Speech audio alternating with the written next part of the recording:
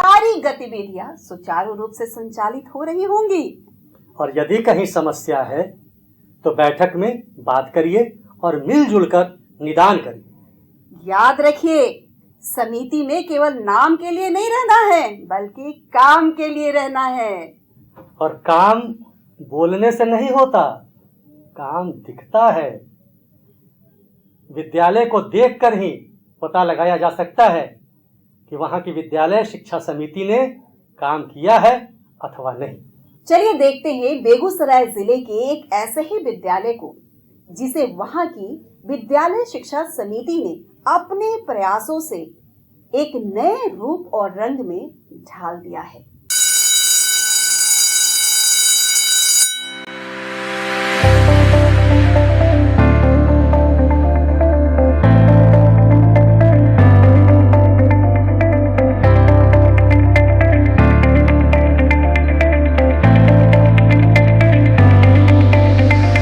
हाँ, ये सरकारी स्कूल है, अपने बिहार का एक सरकारी स्कूल जिसके कैंपस में पांव रखते ही मन खिल सा जाता है। पर हमेशा से ऐसा नहीं था।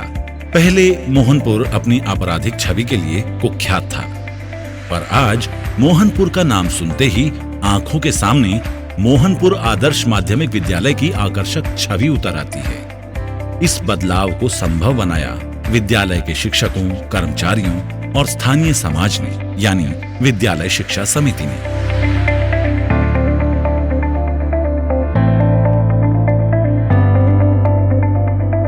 अभी के समय में सारे गांव के लोग इसको एक मंदिर की तरफ पूजते हैं।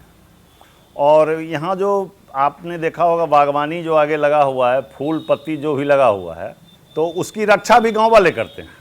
और शिक्षा समिति का यहाँ बहुत ज़बरदस्त काम रहता है, क्योंकि जो भी काम होता है हम लोग मेन रोल सचिव का रहता है। तो कुछ भी हम लोग सचिव को बोलते हैं तो सचिव जो है अपना पेट्रोल भी जला करके उसके पीछे लगा रहता है। इधर हम लोग कुछ विचार किए आपस में, जो यंग लड़के थे और शिक्षा समिति में, हम कहे कि गांव में एक प्रचार और जाना चाहिए। हम लोग का श्राद्ध कर्म में बहुत ज़्यादा खर्च होता है, तो इसको प्रतीकात्मक किया जाए। श्राद्ध बंद नहीं किया जाए, प्रतीकात्मक किया जाए।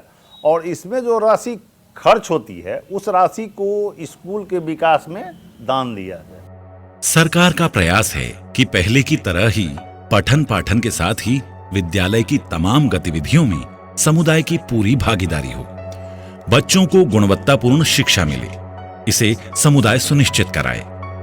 इन्हीं जिम्मेवारियों को पूरा करने का जिम्मा उठाती है विद्यालय शिक्षा समिति। मोहनपुर मध्य विद्यालय की शिक्षा समिति ने इन जिम्मेवारियों को बेहतरीन ढंग से निभाया और बदल गई विद्यालय की सूरत।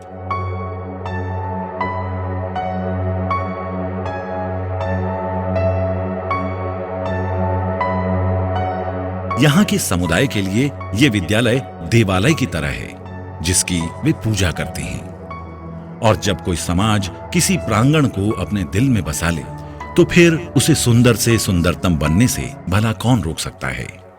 परिणाम हमारी आंखों के सामने है।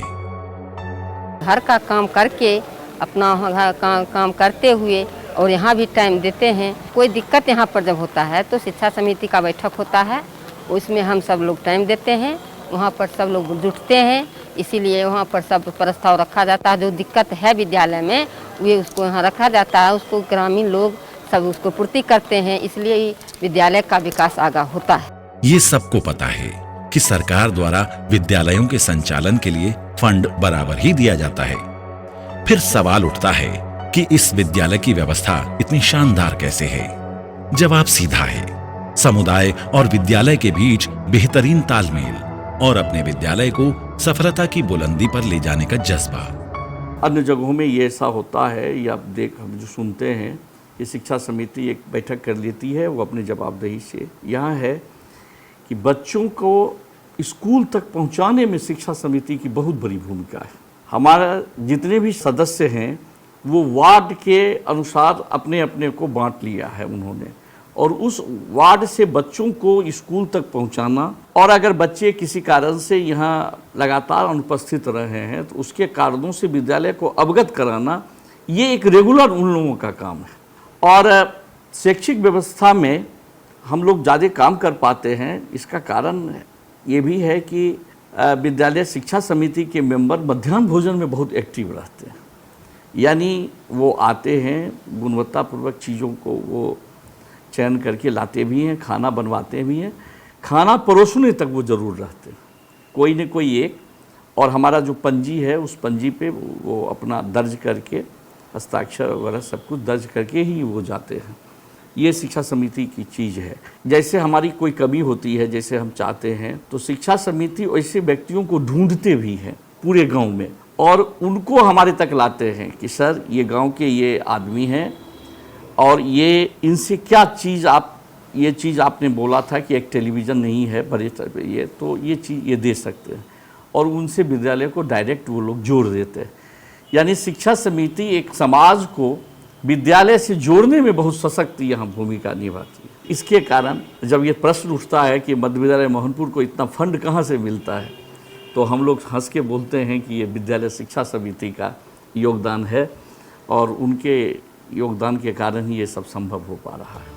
हमारे समाज में मदद का हाथ बढ़ाने वालों की कभी कमी नहीं रही है। मोहनपुर आदर्श मध्य विद्यालय इसका एक बेहतरीन उदाहरण है। विद्यालय और शिक्षा समिति ने जैसे जैसे विद्यालय को नए रूप रंग में गढ़ना शुरू किया, समाज के अलग अलग वर्ग के लोग उसे अंजाम तक पहुंचाने के लिए आगे आते गए। लोग आते गए, कारवां बढ़ता गया।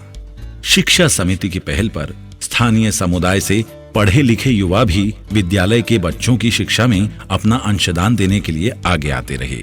मैं अभी वर्तमान में जेएनयू की छात्रा हूँ, लेकिन मैंने अपनी प्रारंभिक शिक्षा मध्य विद्यालय मोहनपुर से ही प्राप्त की है और मैं जेएनयू तक पहुँची हूँ, तो उसमें मध्य विद्यालय मोहनपुर का योगदान अप्रतिम है। तो जब भी छुट्टी होती है मैं अपने विद्यालय आती हूँ, यहाँ के छात्रों को ज्ञान देती हूँ। मेरे गाँव में अभिभावक, यहाँ के शिक्षक, सबका महत्वपूर्ण योगदान है इस विद्यालय को यहाँ तक लाने में। तो इनसे प्रेरणा लेके ही हम चाहते हैं कि हम अपने स्तर पे कुछ ना कुछ यहाँ के लिए हमेशा करते रहें। मैं अपने बिहार के लिए, अपने गांव के लिए कुछ ना कुछ करना चाहती हूँ। CCTV, smart class, computer class, सुसज्जित पुस्तकालय, साफ सुथरा पौष्टिक मध्याह्न भोजन, स्वच्छ पानी, साफ सुथरे चमचमाते शौचालय, हरा भरा प्रांगण और सबसे ऊपर गुणवत्तापूर्ण शिक्षा। जब बच्चों को ये सारी चीजें मिलने लगती हैं, तो फिर उनके भीतर भी कुछ कर गुजरने का हौसला आता है। प्रत्येक वर्ष नेशनल मेरिट स्कॉलरशिप के लिए इस विद्यालय के बच्चों का चयन होता है। समुदाय और शिक्षकों के योगदान से प्रभावित बच्चे भी किसी न किसी रूप में विद्यालय की बेहतरी में अपना अंशदान करने को प्रेरित होते हैं। एक बार की घटना है कि बच्चों ने कहा कि सर हमारे विद्यालय में इंग्लिश में भी पेपर आता, कुछ पौधे और अच्छे ढंग से गमला में लगते। तो मैंने बताया क्या करें, कुछ फंड की कमी है। तो बच्चों ने एक सॉल्यूशन दिया। वो बाल संसद में उन्होंने इसका मीटिंग करके रिजोल्यूशन पास करके दिया कि सर हम लोग भी अपने जेब खर्च का कुछ पैसा जमा करेंगे, और उसको बाल बटुआ नाम उन्होंने दिया है। उच्च वर्ग के 6, 7 और 8 के बच्चे वो पैसा जमा करते हैं और इसी बटुआ में वो रखते हैं। इसको शिक्षक खोल नहीं सकते, जब खोलेंगे तो बच्चे खोलेंगे। और उनका एक कैश बुक भी है जिसमें वो खर्चा आय व्यय का ब्यौरा रखते हैं, वो खुद करते हैं, इसमें हम लोगों का करना नहीं है। और उससे 5 पेपर यहाँ, एक इंग्लिश, टाइम्स ऑफ इंडिया और हिंदी के सारे पेपर आते हैं जो लाइब्रेरी में रखे जाते हैं। बाद में बच्चे उसके मुख्य न्यूज़ को काट के कोलाज बना लेते हैं और वो एक दस्तावेज की तरह हमारे पास हो जाता है। विद्यालय शिक्षा समिति अपने तमाम अधिकारों का सही इस्तेमाल करने लगे। समिति के सभी सदस्य समान जज्बे के साथ विद्यालय की बेहतरी के लिए काम करें। विद्यालय अपने कर्तव्यों को पूरी निष्ठा से निभाने लगे, तो फिर ऐसी कोई बाधा नहीं जिसे दूर कर विद्यालय को आदर्श विद्यालय नहीं बनाया जा सकता।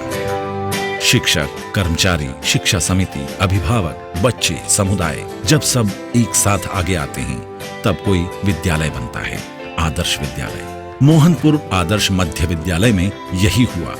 बेगूसराय जिले के इस विद्यालय की चर्चा जब राष्ट्रीय स्तर पर होती है, तब यहाँ के स्थानीय समाज को आत्मसंतुष्टि मिलती है। ये आत्मसंतोष ही उनका पुरस्कार है।